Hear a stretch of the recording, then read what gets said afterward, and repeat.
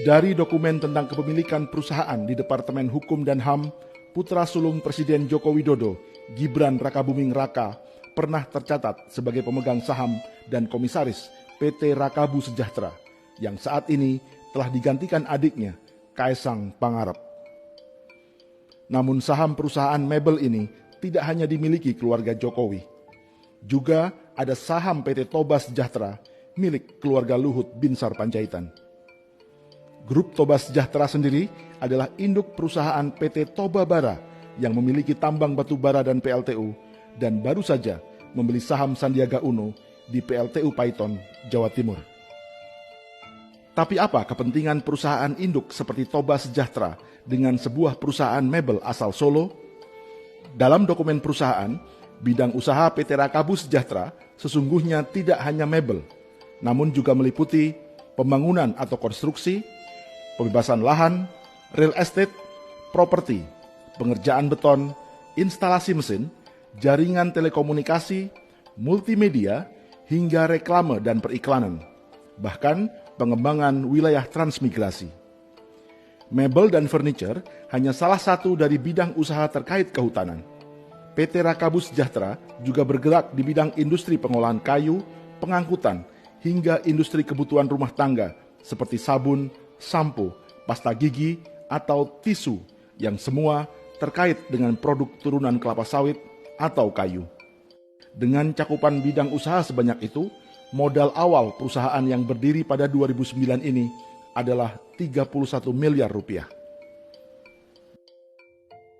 Selain sebagai Menteri Koordinator Kemaritiman, Letnan Jenderal Purnawirawan Luhut Panjaitan adalah bagian dari tim sukses Jokowi yang disebut Tim Bravo 5. Tim Bravo 5 sendiri diketuai oleh Jenderal Purnawirawan Fahrul Razi, mantan Wakil Panglima TNI di masa Presiden Abdurrahman Wahid.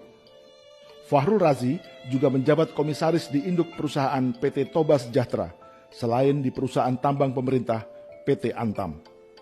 Pensiunan jenderal yang lain di tim Bravo 5 kubu Jokowi adalah Suwaidi Marasabesi, mantan Kepala Staf Umum TNI.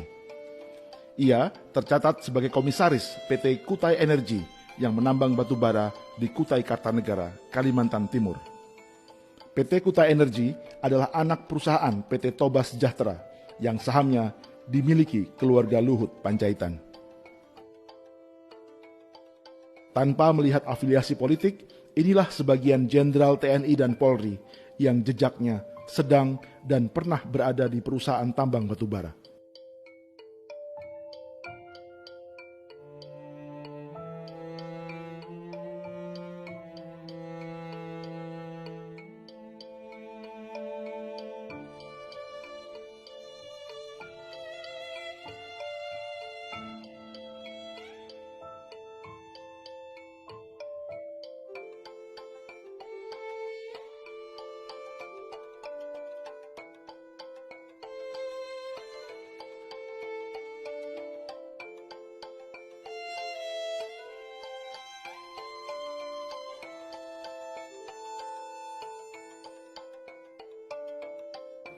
Sementara dari kalangan sipil, ada pengusaha Osman Sabtaodang yang menjadi Dewan Penasehat Tim Kampanye Nasional Joko Widodo. Ia memiliki kaitan dengan perusahaan tambang batubara di bawah bendera PT Total Orbit Prestasi di Barito Utara dan Tanah Bumbu di Kalimantan Selatan. Nama lain adalah Andi Samsudin Arsyad alias Haji Isam dari Kalimantan Selatan. Pengusaha yang namanya pernah muncul sebagai wakil bendahara di tim kampanye nasional Jokowi Ma'ruf ini adalah pemilik tambang batubara di bawah bendera grup John Lin. Perusahaan ini memiliki konsesi dan menambang di 3 kabupaten di Kalimantan Selatan. Berikutnya adalah Haritanu Sudibyo, Dewan Penasehat Tim Kampanye Nasional Jokowi dan juga Ketua Umum Partai Perindo. Selain memiliki 3 televisi nasional, Haritanu juga berbisnis batubara lewat induk perusahaan bernama MNC Energy and Natural Resources. Di bawahnya terdapat 9 perusahaan yang diantaranya menambang di Kalimantan Timur dan Sumatera Selatan. Pengusaha batubara di kubu Joko Widodo berikutnya adalah Yusuf Kala yang juga wakil presiden dan sekaligus Dewan Pengarah Tim Kampanye Nasional. Pengusaha asal Sulawesi Selatan ini berbisnis batubara dan listrik lewat bendera Grup Kala dengan setidaknya 2 anak usaha, yaitu Kala Arebama dan PT Kala Electrical System yang bekerja sama dengan PLN. Lewat perusahaan yang lain, Yusuf Kala juga mengembangkan pembangkit listrik tenaga air di Sulawesi Tengah. Lalu bagaimana dengan kubu Prabowo dan Sandiaga Uno?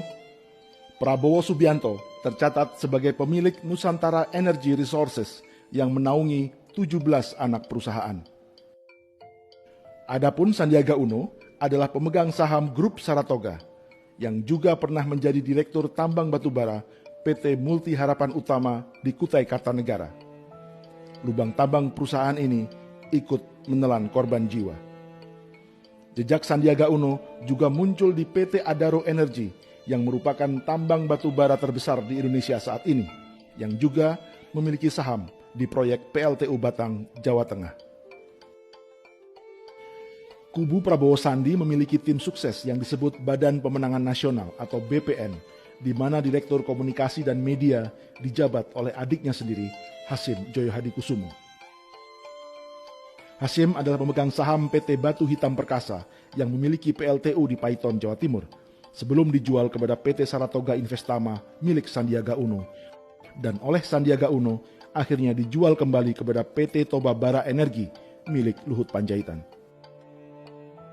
Nama lain di kubu Prabowo adalah Ferry Mursidan Baldan yang menjabat sebagai Direktur Relawan untuk Badan Pemenangan Nasional. Keluarga Ferry melalui istrinya memiliki 3 izin usaha penambangan batu bara di Kabupaten Berau, Kalimantan Timur, yaitu PT Syahid Berau Bestari, PT Rantau Panjang Utama Bakti, dan PT Syahid Indah Utama. Bahwa yang 35.000 megawatt di seluruh Indonesia dari Sabang sampai Merauke itu harus dengan cara apapun harus dikejar. Jika sebagian besar dari 35.000 megawatt yang disebut Presiden Jokowi adalah batu bara, maka ini adalah kabar baik bagi setidaknya 10 perusahaan batubara terbesar di Indonesia. Sebab 60% dari seluruh bisnis batubara dikuasai oleh 10 perusahaan ini. Selain menambang batubara di hulu, di industri hilir mereka juga para pemilik PLTU. Jumlah PLTU dan kapasitas yang dimiliki bervariasi, dan sebagian dalam tahap perencanaan, perluasan, konstruksi, atau komitmen investasi.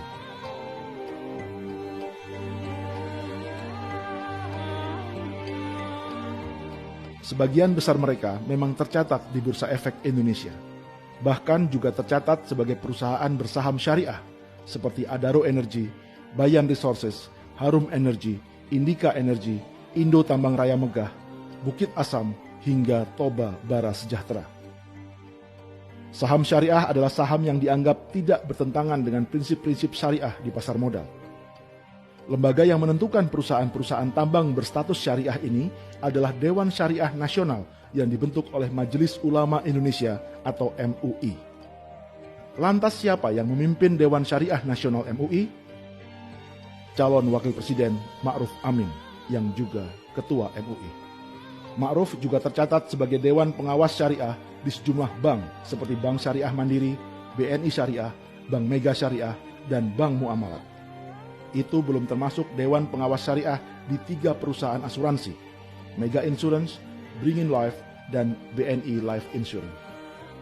Di Bank Muamalat, di mana Ma'ruf tercatat sebagai Dewan Pengawas Syariahnya, baru-baru ini hendak mendapat bantuan modal dari sebuah konsorsium yang salah satunya bernama Links Asia. 3 nama di perusahaan investasi asal Singapura itu sendiri juga tidak jauh dari lingkaran bisnis batubara. Rizal Rishad pernah tercatat sebagai pendiri PT Berau Coal Energy yang menambang di Kalimantan Timur. Jamal Atamimi adalah komisaris di PT Toba Bara Sejahtera. Sementara Diki Yordan adalah direktur di Toba Bara.